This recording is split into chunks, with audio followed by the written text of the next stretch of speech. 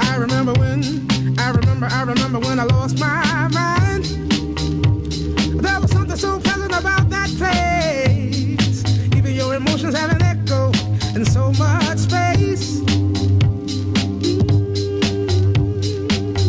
And when you're out there without care, yeah, I was out of touch. But it wasn't because I didn't know enough. Hello, ladies and gentlemen. How do you do? This is my regular Thursday blog.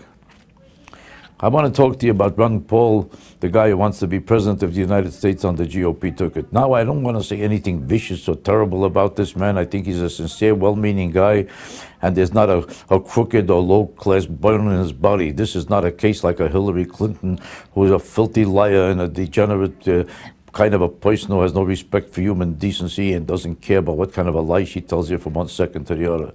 And I'm not going to talk about other people like Al Gore, who are wasting everybody's billions of dollars on his own trips with private planes while he's telling you carbon emissions. Another phony, sick liar who knows nothing about what he's talking about except collecting billions while he's the biggest hypocrite in the world. This man is not a hypocrite. He's not a liar. He's a very sincere, decent person. That doesn't mean that he has to make sense. Your own mother could be a wonderful person, but everything she says could not necessarily be intelligent. Just because she became a mother doesn't mean she can't also be stupid. And you respect her, even though you might think she's stupid. Because she's your mother. She tries hard and she means well, and so does Ron Paul. He's as sincere as your mother. And he's just as wrong as a mother who doesn't know what she's talking about. He's against the military intervention in Iran. I'm showing you reading from a piece of paper, which I never do, but I'm doing it in this case because he has so many things he said that sound so stupid to me that I have to get the whole list out. Iran. We should never take military intervention in Iran no matter what they do. How much sense does that make to you? If a guy tells you I'm coming to your house and I'm about to bomb your building, do you make sure you don't interfere with it? When we went into Iran in 1953 and installed the Shah, yes, there was blowback. The reaction to that was the taking of our hostages, and that persists. And if we ignore that at our own risk. That if we think that we can do what we want around the world and not incite hatred. How moronic could you be? Here, he says right now that 9/11 was America's fault. It was America's fault? How was it America's fault? Are you suggesting we invited the 9/11 attack, sir? I'm suggesting that we listen to the people who attacked us and the reason they did it. People love this cliche because they hate their own country, or people like him who are sincere, who doesn't hate their country, but he thinks any involvement is stupid no matter what. That's a cliche he lives with. Yeah, it's the dumbest cliche in the world. 9/11 was our fault? How was it our fault? The Al-Qaeda doesn't claim it's America's fault. They just wanted to bomb this country. They also bombed England and Spain and Mali and Hawaii and any countries with 7 people in it. They bombed every place they saw. What did we do to cause it? Now everybody says if we didn't interfere, that's what he says. We didn't interfere in foreign interventions, they never would have done it.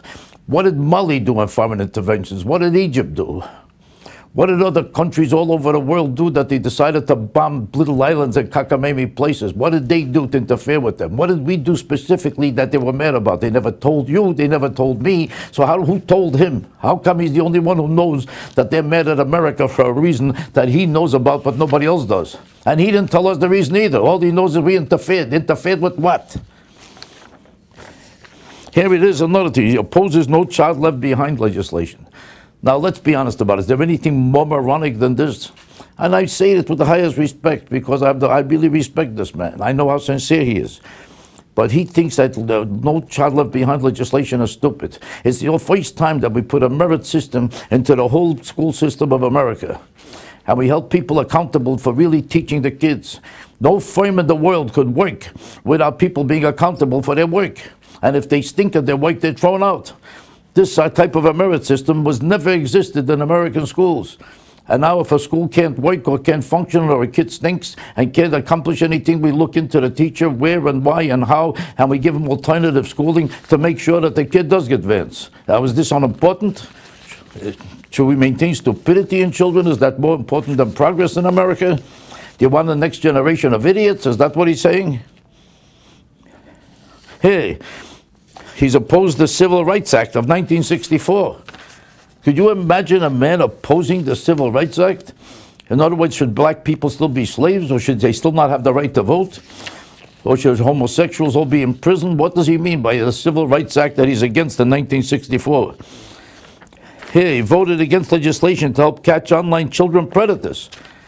In other words, even a predator online should be allowed. How stupid could you get? How offensive could you be to good taste or good sense or just self-respect? A predator should be allowed to operate freely on the computer systems of America. So if a child is 5 years old and he wants to make a date with them and meet her in a toilet someplace in Philadelphia, don't disturb him.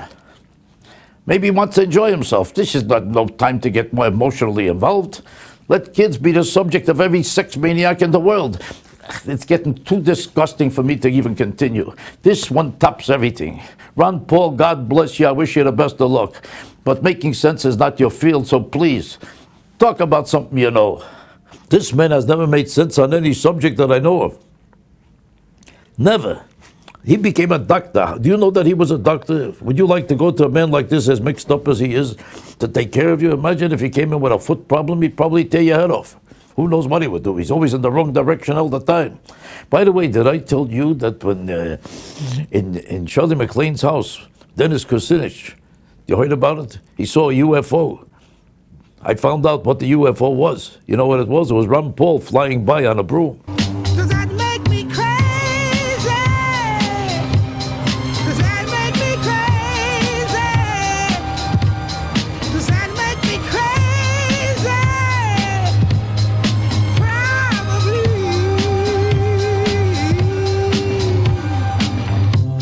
And I hope that you are having the time of your life. But think twice. That's my only advice.